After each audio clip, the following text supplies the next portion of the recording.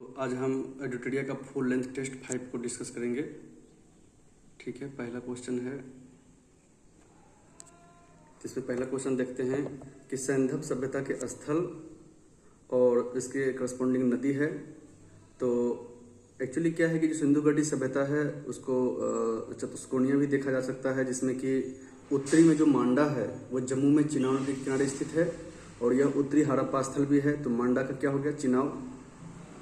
उसके बाद आलमगीरपुर क्या है, पूर्वी हड़प्पा स्थल है, जबकि दैमाबाद क्या है, महाराष्ट्र के सबसे दक्षिणी हड़प्पा स्थल है और गोदावरी नदी की जो सहायक नदी है, ठीक है, उसके आसपास यह बसा हुआ शहर है। सुतकांगडोर की बात करें तो बलूचिस्तान में सबसे पश्चिमी हड़प्पा स्थल है और दास नदी के किनारे बसा है। तो मांडा का क्या हो गया, चिनाव। आलमगीरपुर का क्या हो जाएगा, यमुना नदी की जो सहायक नदी हिंडन नदी किनारे है, तो इसका 3 नंबर हो गया। दैमाबाद जो है यह प्रवरा नदी किनारे हो गया और सुतकांगडोर दास नदी किनारे हो गया। तो इस प्रकार से इसका आंसर बी होगा। नेक्स्ट है कि लाइट ऑफ एशिया यानी एशिया का ज्योतिर्पुंज किसके कहा जाता है। तो गौतम बुद्ध को, जिनका जो जन्म हुआ था 563 ईसा पूर्व में और मृत्यु 483 ईसा पूर्व में, ठीक है। और लाइट ऑफ एशिया जो है ना, यह शीर्षक से सर एडविन अर्नॉल्ड ने 1879 में एक पुस्तक लिखा था, ठीक है। और अर्नॉल्ड की एक कविता ने बुद्ध की जो शिक्षा है यानी यूरोपीय यानी पश्चिमी जो दुनिया तक पहुंचाया। और चूंकि इनका जो ज्ञान था और शांति, इनका जो नॉलेज था, इनका जो आध्यात्मिक विश्वास था, वह ज्ञान और शांति का प्रतीक था, इसलिए इनको एशिया का ज्योतिपुंज कहा जाता है। 3rd नंबर में क्या है कि इसमें सही कथन चूज करना है। तो 6ठी शताब्दी ईसा पूर्व में कौशल महाजनपद की राजधानी श्रावस्ती थी, बिल्कुल सही। प्रथम जैन संगति का जो आयोजन हुआ था, प्रथम जैन संगति का आयोजन कहाँ हुआ है, तो 300 ईसा पूर्व में पाटलिपुत्रा में स्थूलभद्र की अध्यक्षता में हुआ था, जबकि द्वितीय जैन संगति 512 ईस्वी में वल्लभी गुजरात में क्षमाश्रवण की अध्यक्षता में। तो ये दूसरा क्वेश्चन, दूसरा जो है स्टेटमेंट गलत है। गौतम बुद्ध ने अपने जीवन में सर्वाधिक उपदेश श्रावस्ती में दिए थे, जो कौशल महाजनपद में आते हैं। अभी देखिए क्या है कि लिंगायत संप्रदाय शैवों का प्राचीनतम संप्रदाय है, ये गलत स्टेटमेंट है, क्योंकि शैवों का प्राचीनतम समुदाय जो है ना पाशुपत संप्रदाय है। तो इस प्रकार से इसका आंसर सी होगा। 4th देखते हैं कि सम्राट अशोक के किस शिलालेख में पशु बलि की निंदा की गई है। तो सम्राट अशोक एक पहला शासक थे जिन्होंने शिलालेखों का निर्माण करवाए थे, जिसमें 14 शिलालेख का वर्णन है। पहला है पशु बलि की निंदा, दूसरा में मानव और पशु की चिकित्सा व्यवस्था है, और 5वां में है धर्म महामात्रों की नियुक्ति करना। तो पहला क्या है, पशु बलि की निंदा है, 5वां है धर्म महामात्रों की नियुक्ति करना, और 7वें 8वें में उन्होंने तीर्थ यात्रा का वर्णन किया गया है, ठीक है। 5th नंबर में है कि अशोक की मृत्यु के उपरांत प्रथम शताब्दी ईसा पूर्व में कलिंग में किस राजवंश का उदय हुआ। तो कलिंग में चेदी राजवंश का उदय हुआ था, और इसकी जो जानकारी है वह हाथी गुम्फा अभिलेख भुवनेश्वर उड़ीसा से मिलती है, और खारवेल जो थे इसी वंश के सबसे प्रतापी राजा हुआ करते थे। इसमें देखते हैं कि सतवाहन तो दक्षिणी साम्राज्य का हिस्सा था। चेर जो है केरला के आसपास शासन करते थे। कण्व के जो शासक थे वासुदेव कण्व। भारत में सती प्रथा का प्राचीनतम साक्ष्य कहाँ से मिलता है। तो सती प्रथा का जो प्राचीनतम साक्ष्य है वह मध्य प्रदेश के जो राजा भोजराज की मृत्यु के बाद उसकी पत्नी के सती होने का उल्लेख है, और यह सती होने का जो प्रमाण है 510 ईस्वी के भानुगुप्त के एरन अभिलेख से मिलता है, जो मध्य प्रदेश में है।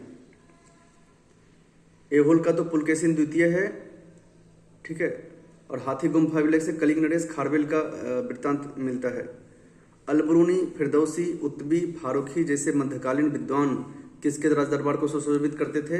तो महमूद गजनवी, जिनका कार्यकाल 998 से लेकर 1030 तक, गजनी साम्राज्य का एक प्रतिभाशाली शासक था, और इन्होंने भारत पर 17 बार आक्रमण किए, ठीक है। महमूद गजनवी जो थे सुल्तान की उपाधि धारण करने वाला पहला शासक थे, और इसी की राजकाज में ये सब सुशोभित करते थे।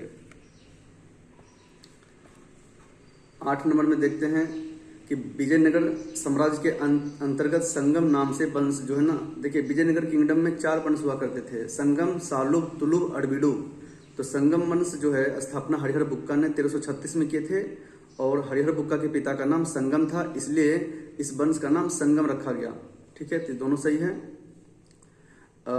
भक्ति आंदोलन का विकास, जो भक्ति आंदोलन हुआ था, चूंकि मध्यकालीन भारतीय इतिहास में एक महत्वपूर्ण घटना भक्ति आंदोलन का रहा है। ठीक है, इसमें अगर भक्ति आंदोलन की शुरुआत कहेंगे तो यह दक्षिणी राज्यों से मानी जाती है, तमिल के राज्यों से 6ठी शताब्दी में। उसके बाद आगे कर्नाटक, महाराष्ट्र होते हुए उत्तर भारत में आया था। इसमें जो है भक्ति आंदोलन का विकास जो है ना 12 अलवार संत और 63 नैनार संतों ने किया था। तो 63 में 3 है, 3 3 9, यानी नैनार संतों ने किया था। 10 नंबर में क्या है कि मुगलकालीन सिक्के, यह जो है ना बहुत अच्छा क्वेश्चन है।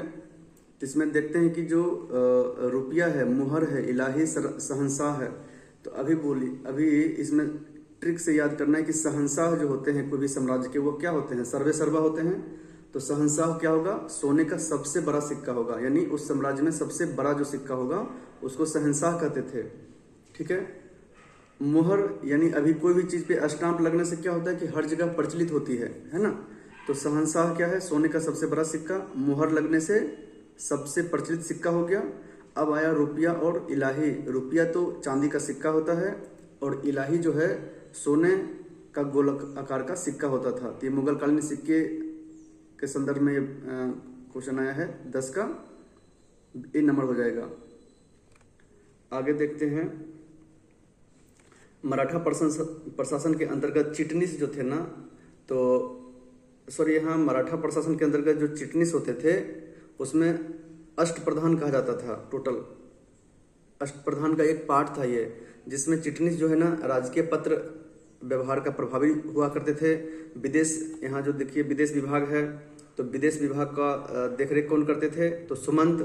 सैन्य विभाग का अगर बात करें तो सैन्य विभाग में सर ए नौबत, और गुप्तचर जो विभाग होते थे उसमें बख्तियानवीस होते थे। तो इस प्रकार से इसका आंसर सी होगा।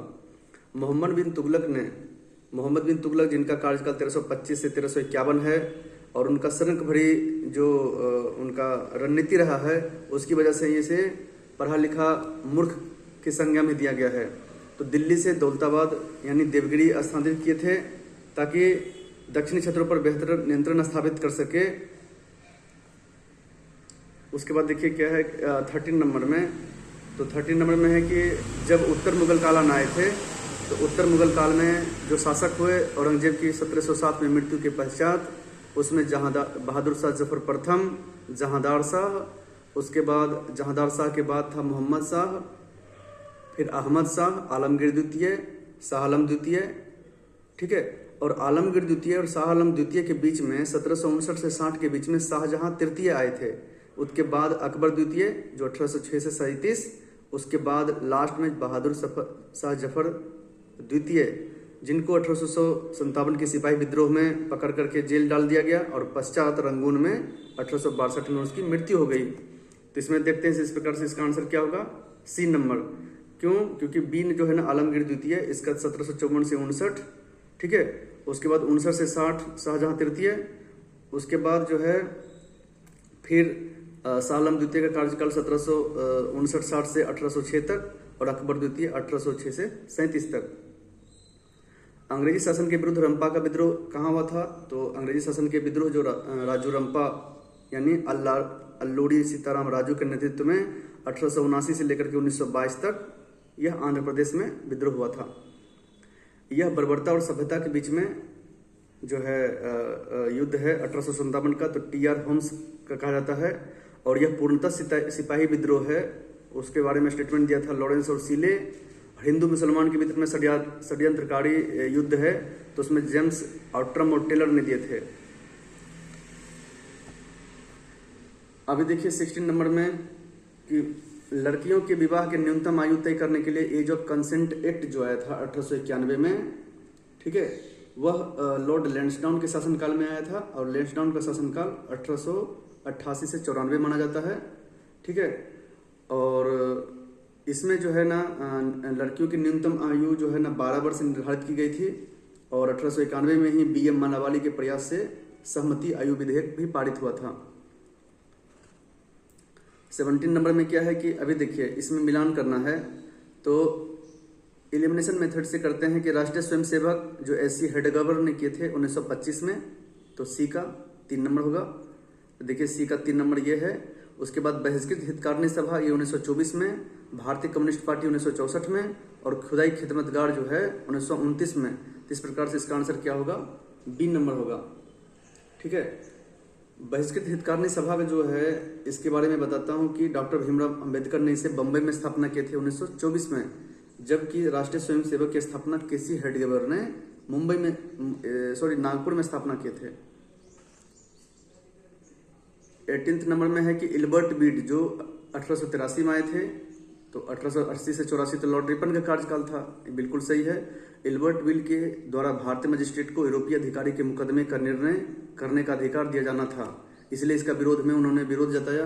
बाद में इस इल्बर्ट विवाद को वापस ले लिया गया था, तो दोनों कथन सही है। 19 नंबर में देखते हैं कि कांग्रेस की स्थापना से संबंधित सेफ्टी वॉल का सिद्धांत प्रतिपादन लाला लाजपत राय ने किए। कांग्रेस की स्थापना से संबंधित षड्यंत्र सिद्धांत का प्रतिपादन जो है इसको आरपी दत्त ने दिए थे, ना कि लाला लाजपत राय।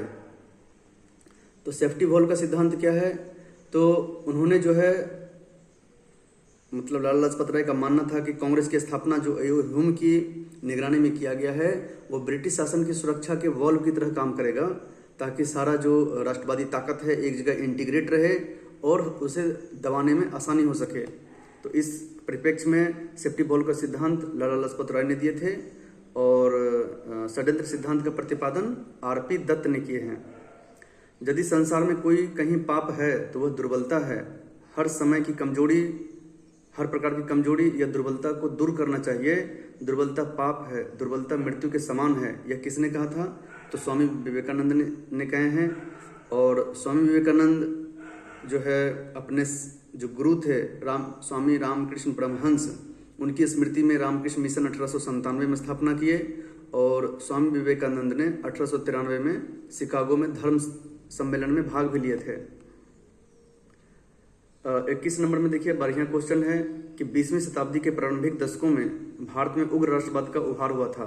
सही है कि 1885 से 1905 तक उदारवादी थे, 1905 से 1919 उग्रवादी, और 1919 से आज़ाद भारत तक महात्मा गांधी के नेतृत्व में गांधी जो विचारधारा को अपनाए हुए थे। तरुण राष्ट्रवादी कांग्रेस के पहले 15 से 20 वर्षों की उपलब्धि से संतुष्ट थे, तो यह भी सही है। तरुण यानी युवा जो थे, तो इस प्रकार से इसका आंसर क्या होगा, ए नंबर।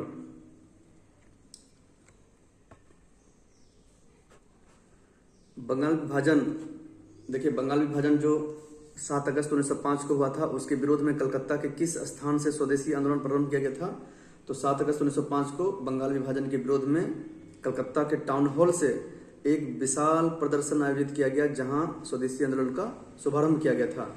और चूंकि उसमें स्वदेशी को अपनाना था, इसलिए 7 अगस्त जो बंगाल विभाजन के रूप में टाउन हॉल में एकत्रित हुए थे, इसलिए 7 अगस्त को ही राष्ट्रीय हथकरघा दिवस मनाते हैं।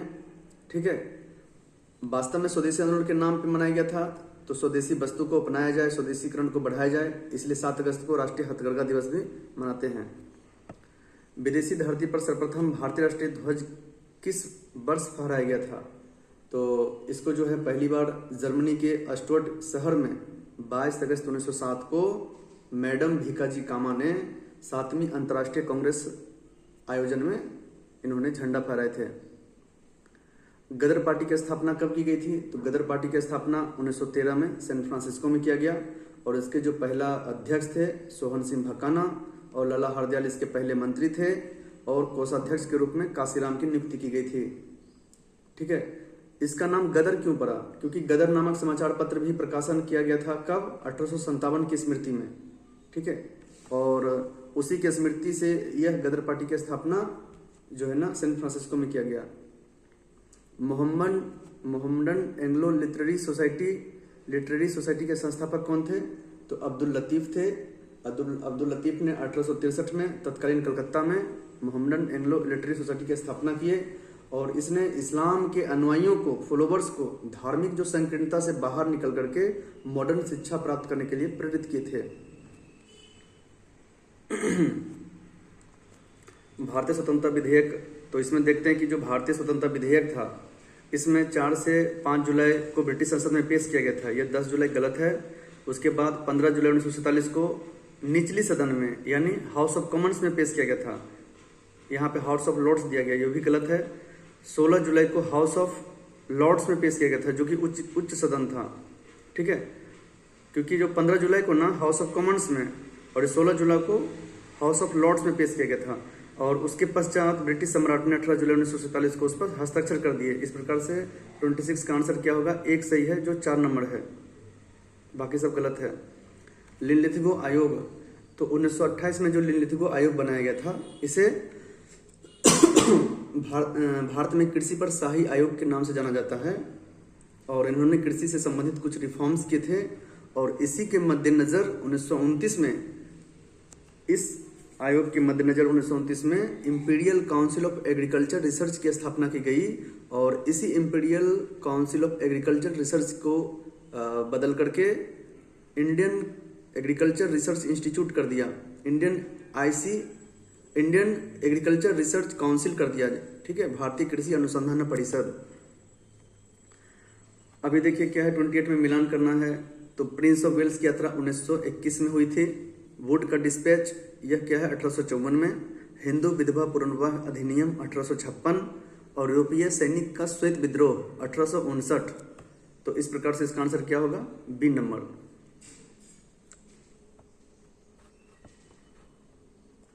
अभी देखिए हरिजन सेवक संघ जो है वो 1932 में स्थापना किया गया था। और इसका जो पहला जो नाम था अखिल भारतीय अस्पृश्यता विरोधी लीग, जिसको महात्मा गांधी ने इसको स्थापना किए थे। और बाद में उसको 1932 में हरिजन सेवक संघ नाम दिया। और हरिजन जो निचले समुदाय के लोग थे उसको हरि का जन कह के पुकारे। ठीक है, और उसके पहले अध्यक्ष घनश्याम दास बिरला थे। उसके बाद 13 नंबर में भारत छोड़ो आंदोलन के दौरान महात्मा गांधी को बंदी बनाकर कहाँ रखा गया था? तो जो 9 अगस्त 1942 को ऑपरेशन जीरो आवर के तहत कार्रवाई करते हुए कांग्रेस के सभी नेता को गिरफ्तार कर लिया। तो उस समय स्पेशली महात्मा गांधी को पूना के आगा खां महल में रखा गया। और वह 1942 से 1944 तक नजरबंद रहे थे। अभी 31 में क्या है, अब फिजिक्स का क्वेश्चन है। तो एक्सरे एक प्रकार की इलेक्ट्रोमैग्नेटिक वेव्स है, बिल्कुल सही। एक्सरे पर ना तो इलेक्ट्रिक और ना ही मैग्नेटिक फील्ड का कोई प्रभाव पड़ता है, यह बिल्कुल ही सही क्वेश्चन है, स्टेटमेंट है। किसी भी विद्युतीय क्षेत्र या चुंबकीय क्षेत्र में यह विक्षेपण नहीं होता है। गामा का चूंकि क्या है, वेवलेंथ बहुत ही मिनिमम होता है, 10⁻⁻18 से 10⁻⁻20 जो होता है ना मीटर।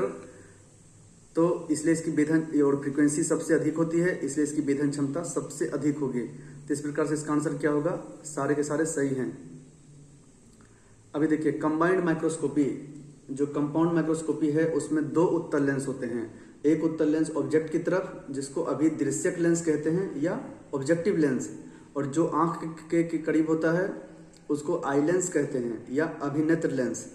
ठीक है, तो जो आई लेंस से हमेशा ही फोकस जो है ना, आई लेंस से हमेशा जो अभिदृश्यक लेंस है उसकी व्यास कम होगा। और जितना नेत्रिका और अभिदृश्यक के बीच में फोकस दूरी कम होगी, उसकी आवर्धन क्षमता उतनी ही अधिक होगी। तो 32 का क्वेश्चन अच्छा था।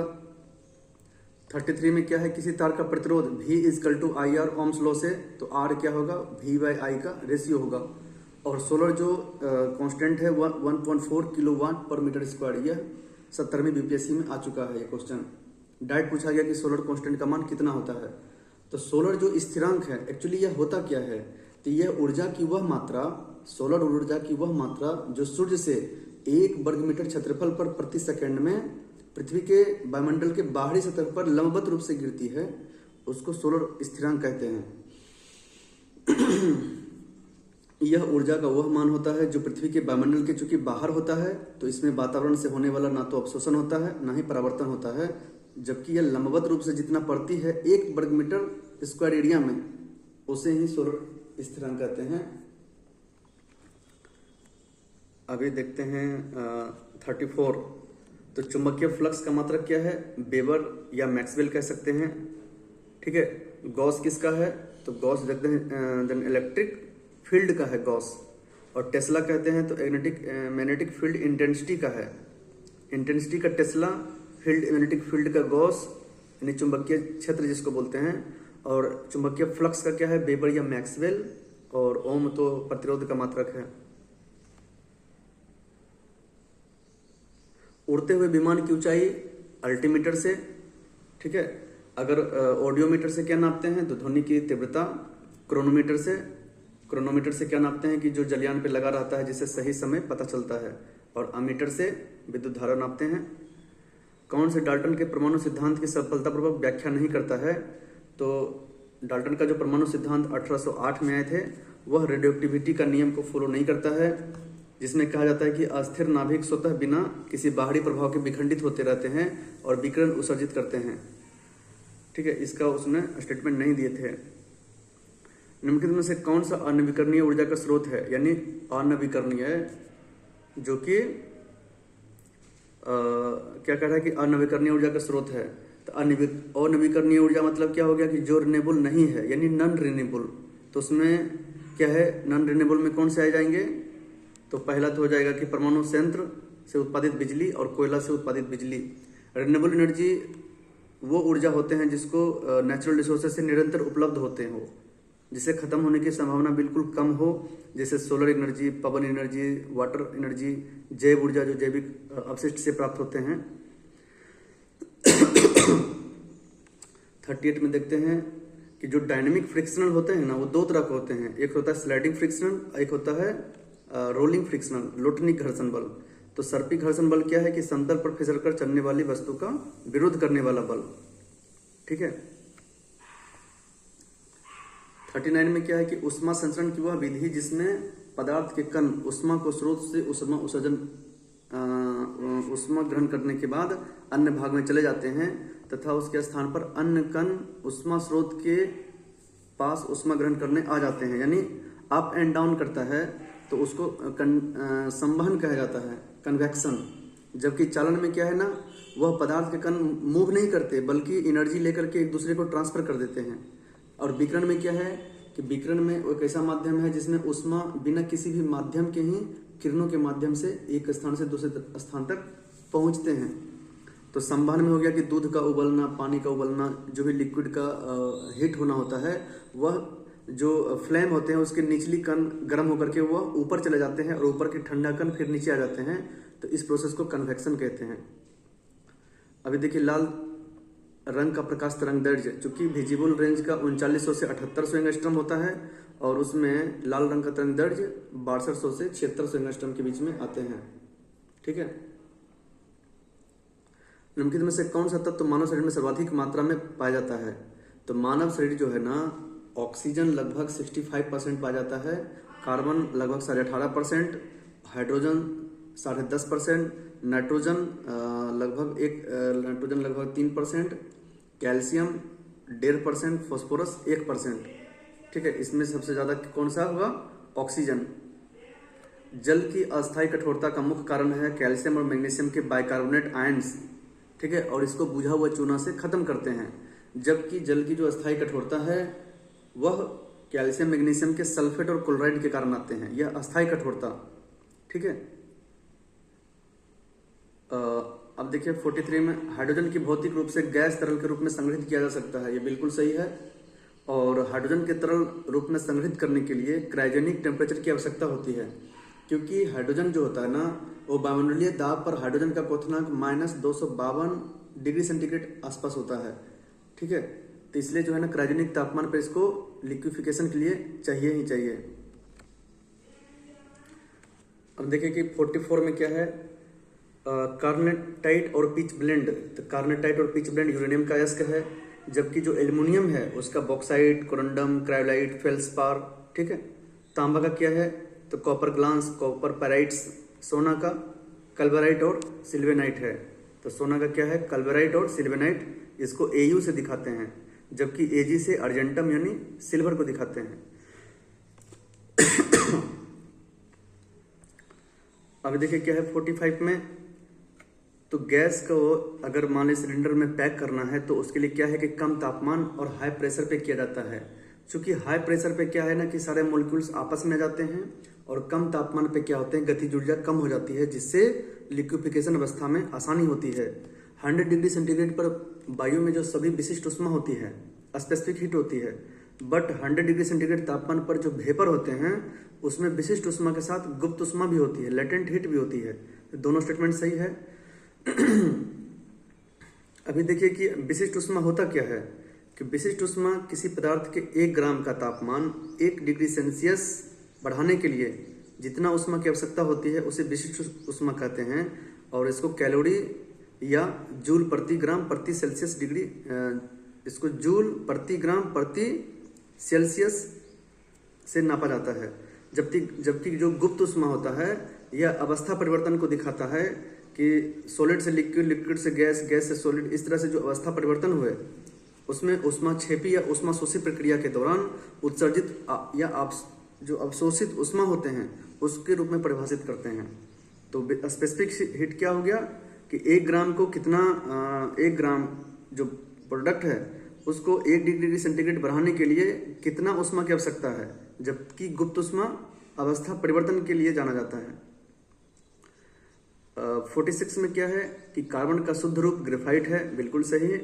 और सिंथेटिक डायमंड्स को उच्च टेम्परेचर और हाई प्रेशर पे प्रक्रिया से बनाया जाता है, तो यह बिल्कुल सही है, क्योंकि कार्बन का शुद्ध रूप ग्रेफाइट है और हीरा बनाने में ग्रेफाइट का उपयोग एक सीड्स के रूप में यूज किया जाता है, बीज सामग्री के रूप में। अभी देखते हैं कि देखिए दही में खट्टे स्वाद के रूप में लैक्टिक एसिड पाए जाते हैं। साइट्रिक एसिड किस में होंगे, संतरा, नींबू। टार्टरिक एसिड, तो टार्टरिक एसिड जो होते हैं इमली में होते हैं, ग्रेप्स में होते हैं टार्टरिक एसिड। टमाटर में ऑक्जेलिक एसिड होते हैं।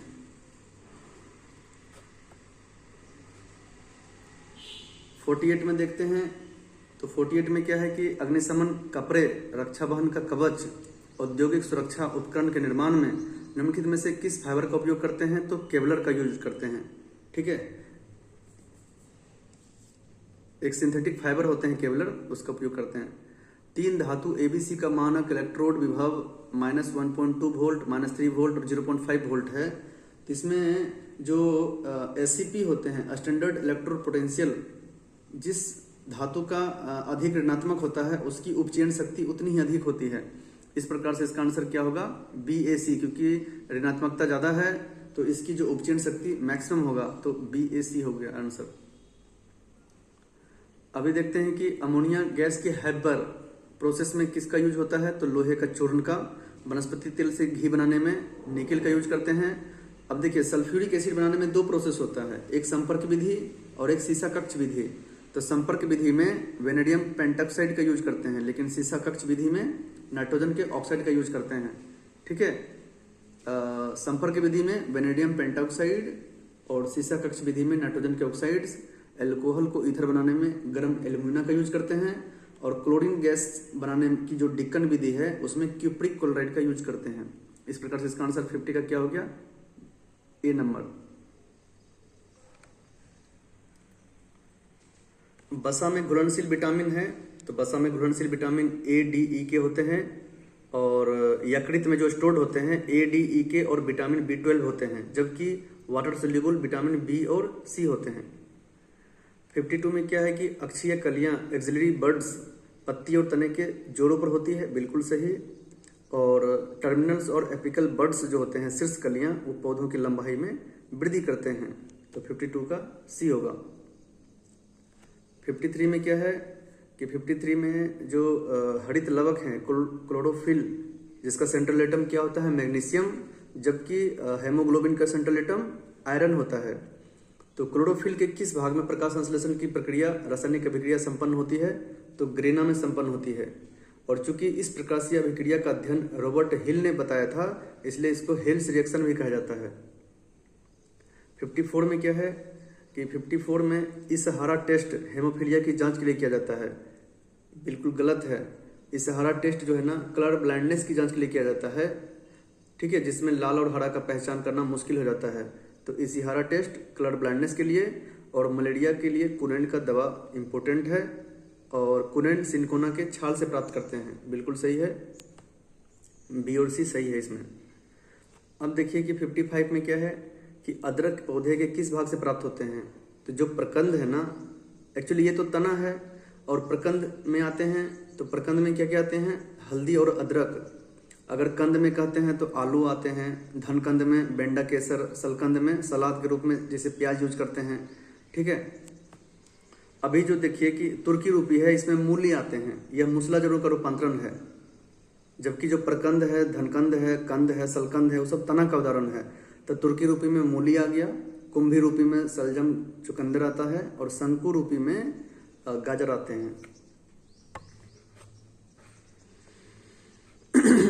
शरीर में टीका लिए जाने पर बी लिम्फोसाइट का मुख्य कार्य क्या है कि इसका कार्य है एंटीबॉडी का निर्माण करना। ठीक है, और एंटीजन के खिलाफ काम करते हैं यह। 57 में क्या है, निम्नलिखित में से कौन सा मलेरिया से प्रभावित होता है। तो मलेरिया से जो है तिल्ली और आरबीसी प्रभावित होता है। अगर मस्तिष्क की बात करें तो मस्तिष्क जो है ना सोने की बीमारी यानी ट्रिपेनोसोमा से भी प्रभावित होते हैं। आंत जो है पेचिस से होते हैं। ठीक है, कालाजर जो होता है ना उससे अस्थिमज्जा या बोन मेरो प्रभावित होते हैं। कालाजर से अस्थिमज्जा। वन जीन वन एंजाइम, इसका जो थ्योरी दिए थे उसने जो बिडल और टीटम ने दिए थे। ठीक है, तो उसमें ये बोले थे, उन्होंने ये बोला कि प्रत्येक जीन एक विशिष्ट एंजाइम के उत्पादन के लिए जिम्मेदार होता है और यह एंजाइम एक मेटाबोलिट पाथवे में एक विशिष्ट चरण को प्रभावित करते हैं। तो एक वन जीन वन एंजाइम की जो हाइपोथेसिस था, संकल्पना था, उसने बिडल और टेटम ने दिए हैं। निम्नलिखित में से LIGO से संबंधित है। तो LIGO का मतलब ही होता है कि laser interferometer gravitational wave observatory. ठीक है, LIGO का क्या होता है, laser interferometer gravitational wave observatory. तो कहीं ना कहीं ये ग्रेविटेशन से संबंधित है, तो इसलिए इसका आंसर बी है। और यह गुरुत्वाकर्षण तरंग को पता लगाने में माहिर होते हैं। 60 में क्या है कि न्यूक्लियर रिएक्टर में भारी जल का क्या काम होता है। तो भारी जल और ग्रेफाइट का उपयोग न्यूट्रॉन जो तेज गति से निकलते हैं विखंडन के फलस्वरूप, उसको मंदक रूप में कम करते हैं, यानी गति को कम करते हैं। 61 में क्या है, अभी देखिए कि भारतीय के संविधान की प्रस्तावना में जो सही क्रम है, तो इसमें देखते हैं कि अगर प्रस्तावना का जो लास्ट पैराग्राफ देखते हैं तो उसमें कहा जाता है कि दृढ़ संकल्प होकर अपनी इस संविधान सभा में आज 26 नवंबर 1949 को एतद द्वारा इस संविधान को अंगीकृत, अधिनियमित और आत्मप्रतित करते हैं। तो पहले हुआ अंगीकृत, अधिनियमित और आत्मर्पित करते हैं। तो 2 1 3 होगा। अच्छा क्वेश्चन था ये। अभी देखिए कि 62 में क्या है कि जब भाषाई आधार पर गठन के जोर पकड़ा तो डीपी धर की अध्यक्षता में वर्ष 1948 में गठन किया गया था, जिन्होंने डीपी धर नहीं, एसके धर की अध्यक्षता में 4 सदस्यीय आयोग की नियुक्ति की गई थी और इस आयोग ने भाषा के आधार पर राज्यों का पुनर्गठन का विरोध किया। और इसी एसके धर के निर्णय की समीक्षा के लिए कांग्रेस कार्य समिति ने JVP यानी जे मतलब जवाहरलाल नेहरू, भी मतलब वल्लभ भाई पटेल और पी मतलब पट्टाभी सिद्धरामैया की जो समिति थी उसको दिसंबर 1948 में गठन किया गया। और इन्होंने भी भाषा के आधार पर जो पुनर्गठन होना चाहिए उसको खारिज कर दिए थे। 63 में देखते हैं कि 19 जो आर्टिकल है उसमें 19 का ए में क्या है कि बोलने की स्वतंत्रता, तो वाक और व्यक्ति की स्वतंत्रता होगा। बी में क्या है कि किसी भी क्षेत्र में एकत्र बट बिना हथियार का। और सी में क्या है कि संघ बनाने की स्वतंत्रता। और डी में है कि आवागमन की स्वतंत्रता है। तो इस प्रकार से इसका आंसर क्या होगा, 63 का सी नंबर होगा।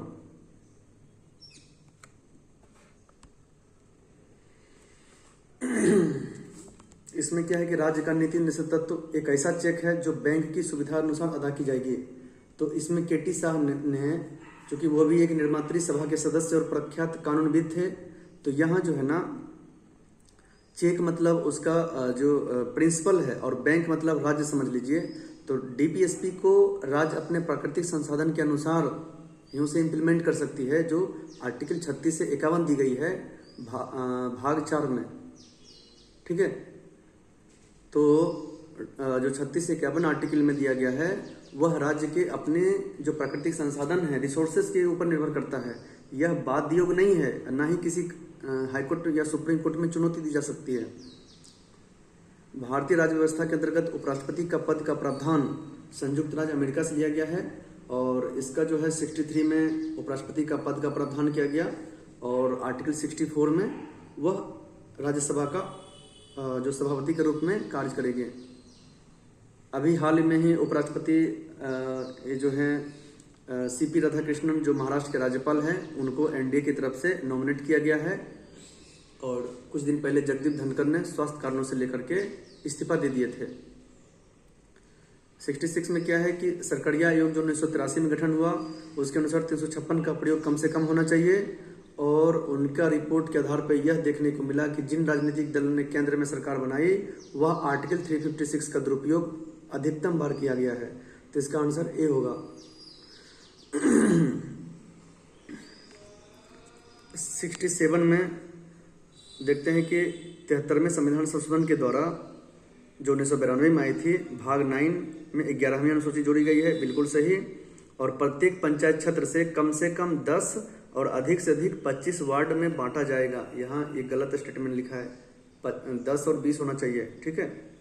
तो इसमें यह बोलता है कि जो वार्ड होंगे प्रत्येक वार्ड से एक एक पंच का नियुक्ति किया जाएगा, ठीक है। तो इसलिए यहाँ 10 और 20 होना चाहिए था। अशोक मेहता समिति वर्ष 1977 में जबकि बलवंत राय मेहता समिति वर्ष 1957 में त्रिस्तरीय पद्धति दिए, बट जो अशोक मेहता समिति थे यह केंद्रीय की जनता पार्टी की सरकार जो मोरारजी देसाई के नेतृत्व में हुई थी उसमें द्विस्तरीय व्यवस्था अशोक मेहता समिति ने बताई, जिसमें एक पंचायत समिति और जिला परिषद की बात किए थे, पंचायत मंडल और जिला परिषद। राष्ट्रीय अल्पसंख्यक आयोग, तो राष्ट्रीय अल्पसंख्यक आयोग की नियुक्ति मतलब जो को उसका अधिनियम हुआ 1992 में, ठीक है। और इसमें देखते हैं कि केंद्र सरकार ने शुरुआत में 5 समुदाय को क्या है कि राष्ट्रीय अल्पसंख्यक घोषित किए थे, जिसमें कि ईसाई, मुस्लिम, ईसाई, सिख, बौद्ध, पारसी और 2014 में जो है उसको जैन समुदाय को भी अल्पसंख्यक समुदाय के रूप में अधिसूचित किए। तभी टोटल 6 को लिस्टेड हैं। लोकसभा तथा राज्य विधानसभा में महिलाओं को 1/3 स्थान आरक्षित किए जाएंगे। तो 106 संविधान संशोधन 2023 में जो आए थे नारी शक्ति वंदना अधिनियम, और इसका चूंकि विधायी निकाय में महिलाओं का प्रतिनिधित्व बढ़े, यह जो आरक्षण है जो 2026-27 में जो जनगणना होने वाली है, ठीक है, तो उसके बाद जो परिसीमन लागू हो की जाएगी, परिसीमन के पश्चात इस आरक्षण को इम्प्लीमेंट कर दिया जाएगा। अभी देखिए 71 में क्या है कि खरीफ फसल के अंतर्गत चावल, ज्वार, बाजरा, मूंगफली इत्यादि आते हैं। खरीफ फसल जो है ना यह जून में रोपे जाते हैं और सितंबर अक्टूबर में काट लिए जाते हैं। रबी फसल सर्दी के मौसम में होते हैं, ठीक है, और बसंत के मौसम में काटी जाती है, बिल्कुल सही। करेला, मूंग दाल हो गया, तरबूज, खरबूजा, करेला, कद्दू, खीरा, ये सब क्या है जायद फसल के अंतर्गत आते हैं, जो मार्च से जून तक लगाए जाते हैं। इसे मार्च में जो रोपे जाते हैं और जून के अंत में काट लिए जाते हैं। 72 में क्या है, 72 में देखते हैं कि 101 संविधान संशोधन 2016 में केंद्र और राज्यों ने जीएसटी लगाने के लिए समवर्ती शक्ति का प्रयोग किया था, बिल्कुल सही है। और जीएसटी को एक वन नेशन वन टैक्स जो अप्रत्यक्ष कर का एक सिस्टम है उसको 1 जुलाई 2017 से अप्रत्यक्ष कर के रूप में आरंभ किया गया। तो 2016 की जगह 2017 होना चाहिए। अभी देखिए जीडीपी जो डिफ्लेटर है ना, तो जीडीपी डिफ्लेटर को क्या बोलते हैं कि जो चालू कीमत पर जो जीडीपी है, यानी जो करंट ईयर का जो जीडीपी है पिछले वर्ष के रेस्पेक्ट में, और स्थिर वर्ष या आधार वर्ष के रेस्पेक्ट में जीडीपी का जो रेशियो है उसको जीडीपी डिफ्लेटर कहा जाता है। और जीडीपी डिफ्लेटर यह दर्शाता है कि जीडीपी में वृद्धि किस हद तक कीमत में वृद्धि के कारण हुआ है, ठीक है। तो इससे क्या होता है कि जो इकोनॉमिस्ट है, अर्थशास्त्री हैं, उसको वास्तविक आर्थिक विकास और मुद्रास्फीति के बीच में अंतर कर पाते हैं।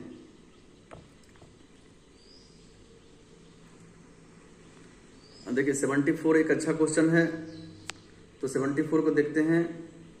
तो इसमें क्या है कि अपस्फीति संपूर्ण अर्थव्यवस्थाओं में वस्तु और सेवाओं के समान कीमत स्तर में कमी को दर्शाता है, बिल्कुल सही है। अब मुद्रास्फीति क्या है, तो अब मुद्रास्फीति क्या है, मुद्रास्फीति की दर गिर जाती है और ऋणात्मक हो जाता है। ठीक है, ये ऋणात्मक नहीं होती है, भले कम हो जाती है, दर से घटती है बट धनात्मक रहती है। ठीक है, अब देखिए स्टैगफ्लेशन क्या है, तो स्टैगफ्लेशन में क्या है ना, मुद्रास्फीति यानी महंगाई के साथ साथ मंदी की स्थिति आती है। और रिफ्लेशन क्या है, तो रिफ्लेशन जो होता है ना वह घटना जब अपस्फीति के एक दौर के बाद मुद्रास्फीति पुनः लौट जाती है, तो इसमें आर्थिक समृद्धि लौट आती है, तो इसी को कहते हैं रिफ्लेशन। तो 4 नंबर यानी एक, देखिए 1 सही है, 3 सही है और 4 नंबर सही है। अभी देखिए कि 75 में देखते हैं जो व्यवसायिक कर हैं, संपत्ति टैक्स है, ये सब क्या है ना, व्यवसायिक कर तो चूंकि प्रत्यक्ष टैक्स है, राज्य सरकार द्वारा लगाया जाता है। संपत्ति कर भी क्या है, एक राज्य सरकार द्वारा लगाया जाता है। और जो इनकम टैक्स है वो भी डायरेक्ट टैक्स है। प्रवेश शुल्क जो है वह राज्य सरकार द्वारा जो उपयोग और उपभोग बिक्री के लिए किसी भी स्थानीय क्षेत्र में प्रवेश करने पर वस्तु को लगाया जाता है, वस्तु पर उसको अप्रत्यक्ष कर है, इसलिए विषम है यह। वह राशि जिसके द्वारा अपने ऋण पर ब्याज भुगतान को छोड़ करके सरकार का व्यय उसके राजस्व से अधिक हो जाता है, उसको प्राथमिक घाटा कहते हैं, प्राइमरी डेफिसिट। अब प्राइमरी डेफिसिट कैसे निकालते हैं, तो जो फिस्कल डेफिसिट है राजकोष के घाटा माइनस सरकार द्वारा ब्याज को भुगतान, तो इसका आंसर डी होगा। देखिए 77 में क्या है, तो 77 में क्या है कि वह ब्याज दर जिस पर कमर्शियल बैंक अपनी अल्पकालिक ऋण जो है ना आरबीआई से उधार लेते हैं उसको रेपो रेट कहते हैं, बिल्कुल सही। और कुछ वाणिज्यिक बैंक कुल जमा राशि का कुछ प्रतिशत अपने रिजर्व बैंक के पास अनिवार्य रूप से जमा करना पड़ता है, उसको कैश रिजर्व रेशियो कहते हैं। अगर वह कुछ राशि जो है ना एक तरल लिक्विडिटी फॉर्म में रखेगा, ठीक है, तो उसको कहते हैं स्टैट्यूटरी लिक्विडिटी रेशियो। तो 77 का 1 और 2 सही है।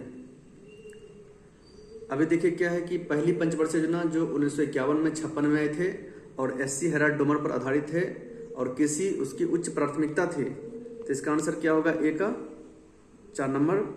दूसरी पंचवर्षीय योजना जो पीसी महालनोबिस मॉडल पर आधारित था, जिसमें उद्योग धंधे को प्राइमरी यानी कि प्रायोरिटी दिया गया था।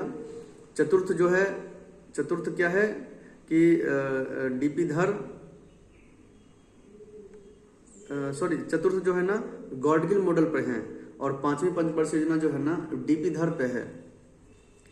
ठीक है, अब शॉर्ट ट्रिक याद रखिए, डीपी धर में पी से 5वां हो गया, कंफ्यूजन नहीं होगा। तो पहला एससी हेराल्ड डोमर मॉडल, दूसरा पीसी महालनोबिस, चौथा गॉडगिल और 5वां डीपी धर मॉडल है। और 5वें पंचवर्षीय योजना जो 1974 से 1979 आया था, ठीक है, उसके 2 मुख्य उद्देश्य थे, निर्धनता उन्मूलन, गरीबी हटाओ और आत्मनिर्भरता की प्राप्ति।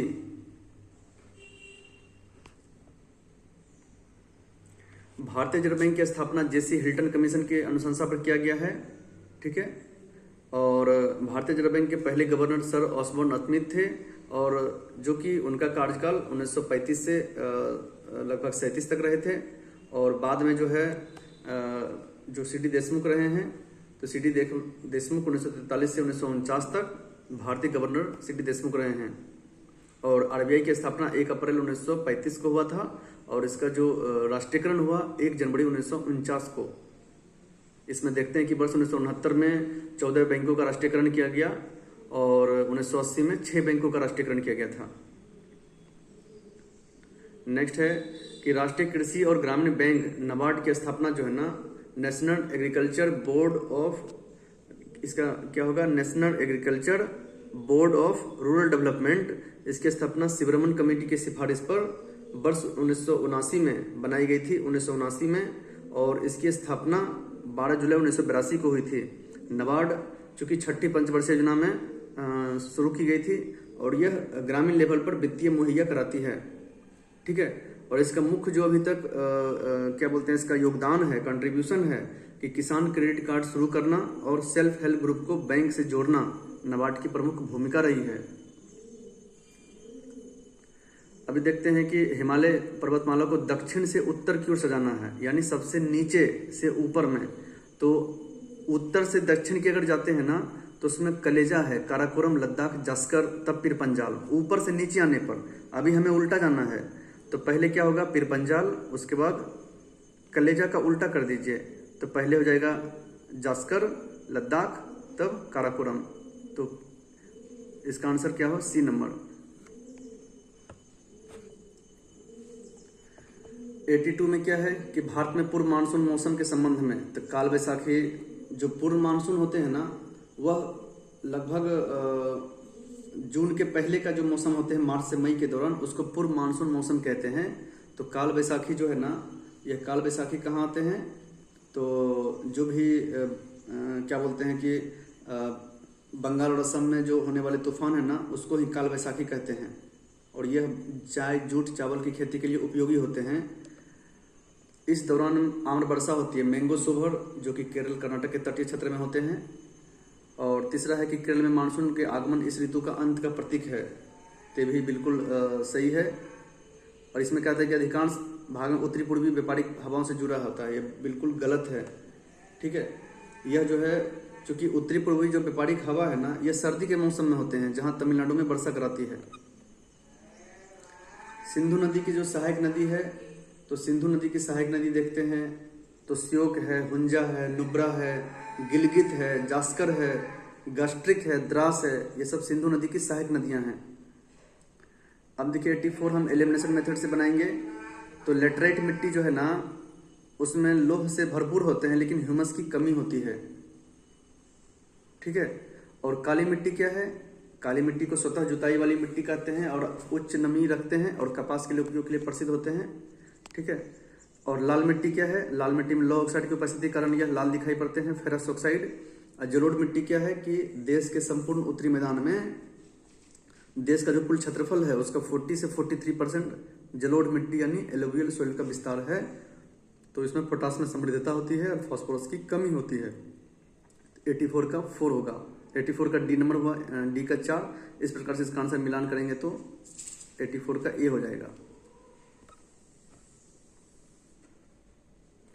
अभी देखिए कि भारत में मैग्नीज, तो मैग्नीज के उत्पादन में पहला जो स्टेट है वह मध्य प्रदेश है और उड़ीसा मैग्नीज के भंडार में सबसे बड़ा है। ठीक है। मध्य प्रदेश की जो बालाघाट है, छिंदवाड़ा है। अगर उड़ीसा की बात करें तो सुंदरगढ़, क्योंझर, कोरापुट। कर्नाटक का चित्रदुर्ग जो है, महाराष्ट्र का नागपुर और भंडारा, ये सब मैग्नीज उत्पादन में प्रसिद्ध है। मैग्नीज मुख्य रूप से फेरो मिश्र धातु में उत्पादन में प्रयोग करते हैं, तो बिल्कुल सही है 2 नंबर। और एक में क्या है ना, मैग्नीज का सबसे बड़ा भंडार भले उड़ीसा है, लेकिन उत्पादक मध्य प्रदेश है। मध्य प्रदेश की बालाघाट की खदान मैग्नीज उत्पादन के लिए जानी जाती है, तो बिल्कुल सही है। तो 84 का 2 और 3 होना चाहिए। अभी देखिए क्या है कि प्रायद्वीपीय भारत में नहर सिंचाई कम प्रचलित है। ठीक है, बिल्कुल सही है, क्योंकि वहाँ पे मौसमी नदियाँ होती है और अधिकतर जो उसका लेयर है वह कठोरी चट्टान से बना है। तो प्रायद्वीपीय भारत की नदियाँ अधिकतर मौसमी है और उनके तल कठोर चट्टान से बने हैं, इसलिए वहाँ पे नहर से सिंचाई बहुत ही कम होती है, तालाब से सिंचाई की जाती है वहाँ पे। ठीक है। अब देखिए क्या है कि जो जब अर्थक्वेक आते हैं तो 3 तरह का वेव्स निकलते हैं, पी, एस और एल वेव्स। तो पी वेव्स जो होता है ना, ठोस, लिक्विड, गैस तीनों से गमन करते हैं, इसलिए सबसे पहले पृथ्वी पर पहुंचते हैं। और पी तरंग को अनुदैर्ध्य तरंग बोलते हैं, इसलिए वह ध्वनि तरंग है।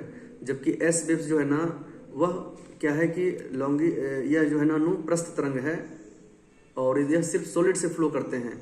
जबकि जो लोअर वेव्स होता है, एल वेव्स या सतही वेव्स, वह विनाशकारी होते हैं, बट उनका स्पीड बहुत कम होता है। 88 में देखते हैं तो 88 में क्या है कि जो संथाल है वह नागालैंड, गलत है। संथाल कहाँ बिलोंग करते हैं, झारखंड, बिहार, पश्चिम बंगाल में। बोंडा क्या है, यह उड़ीसा की आदिम जनजाति है बोंडा। और गद्दी कहाँ का है, हिमाचल प्रदेश। और गारो, खासी, जयंतिया, ये सब क्या है, ये तो मेघालय का है, लेकिन खासी मिजोरम दिया है यहाँ पे, गलत है यह। तो सही कौन सा है, बोंडा उड़ीसा की प्रिमिटिव जनजाति है। अगर जनजाति की बात करें तो सबसे ज्यादा जो 2011 की जनसंख्या के अनुसार, जनगणना के अनुसार आयात की सबसे ज्यादा भारत में भील है, उसके बाद गोंड आते हैं। पृथ्वी की जुड़वा ग्रह किसे कहते हैं, शुक्र को। और शुक्र और यूरेनस जो है ना दक्षिणावर्ती घूमते हैं, यानी पूर्व से पश्चिम, बाकी पश्चिम से पूर्व घूमते हैं। पृथ्वी की भूपर्वती और मेंटल के अलग करने वाली सीमा, देखिए उसमें शॉर्ट ट्रिक याद रखिए, कमरगल होते हैं।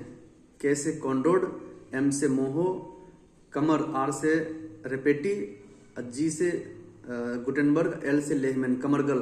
तो देखिए कमरगल में क्या होता है कि के जो होता है ना, क्रस्ट मेंटल कोर, तो क्रस्ट जो होता है कॉन्डोड से संबंधित होता है, क्रस्ट और मेंटल के जो बीच का है ना वो मोहो होते हैं, ठीक है। फिर मेंटल का जो होता है रेपेटी होता है, फिर मेंटल, क्रस्ट मेंटल और कोर, मेंटल कोर के बीच में क्या होता है गुटेनबर्ग होता है। और बाद में जो सबसे होता है ना क्रस्ट मेंटल कोर, कोर का जो लेयर होता है उसको लेहमैन बोलते हैं, ठीक है। तो 90 का सी नंबर हो गया आंसर। पृथ्वी के वायुमंडल में आयतन के हिसाब से कौन सी गैस सबसे प्रचुर मात्रा में है? तो सबसे अधिक प्रचुर मात्रा में 78% नाइट्रोजन है, उसके बाद ऑक्सीजन 20.94% है, आर्गन की बात करते हैं तो 0.9% है, और कार्बन डाइऑक्साइड 0.03%। 92 में क्या है कि महासागर तल की विशेषताओं के बारे में कथन क्या है? तो मध्य महासागरीय कटक अपसारी प्लेट द्वारा निर्मित होते हैं, बिल्कुल सही है, ठीक है। और जो एबिसल मैदान है, तो एबिसल मैदान के सबसे समतल क्षेत्र में से है। और गाइड्स जो होते हैं ना, गाइड्स के कटाव के कारण शीर्ष जो है ना समतल हो जाता है, और यह समुद्र तल पर पाए जाने वाला जलमग्न ज्वालामुखी होते हैं, ठीक है। गाइड्स अगर शीर्ष जो है ना वो अगर कट जाए और समतल हो जाए और समुद्र तल में क्या होता है, यह जलमग्न ज्वालामुखी होते हैं गाइड्स के कटने से, इसलिए इसका आंसर डी होगा। अभी देखते हैं कि 93 में, तो सबसे जो आर्द्र पर्णपाती वन है, तो चूंकि सदाबहार वन जो है ना उसके लिए चाहिए 200 सेंटीमीटर से अधिक वर्षा, जबकि आर्द्र पर्णपाती वन के लिए 100 से चाहिए 200 सेंटीमीटर के बीच में वर्षा, और यह पश्चिमी घाट उड़ीसा में पाया जाता है, यह बिल्कुल सही है। और यह जो है ना एनी, महोगनी, अबुनास, ये सब सदाबहार वन के वृक्ष हैं, ठीक है। जबकि जो अगर उष्णकटिबंधीय आर्द्र पर्णपाती वन की बात करें तो उसमें सागौल है, साल है, शीशम है, महुआ है, हुर्रा, कुसुम, चंदन आदि, ये सब क्या है आर्द्र पर्णपाती वन के उदाहरण है, इसलिए 3 नंबर गलत है। निम्नलिखित में से कौन सा रेगिस्तान दक्षिण अमेरिका में पाया जाता है? तो दक्षिणी अमेरिका की बात करें तो अटकामा रेगिस्तान है, ठीक है। नामीब कहाँ है? ये तो नामीबिया में है, दक्षिण अफ्रीका में। कलाहाड़ी डेजर्ट कहाँ है? तो कलाहाड़ी डेजर्ट भी है दक्षिण अफ्रीका के आसपास। मोजाबे कहाँ है रेगिस्तान? तो मोजाबे रेगिस्तान के बारे में कहते हैं तो यह जो है ना उत्तरी अमेरिका के दक्षिण एरिया में है। कौन सा देश उत्तर सागर की सीमा साझा नहीं करता है? तो उत्तर सागर से जो सीमा साझा करेगा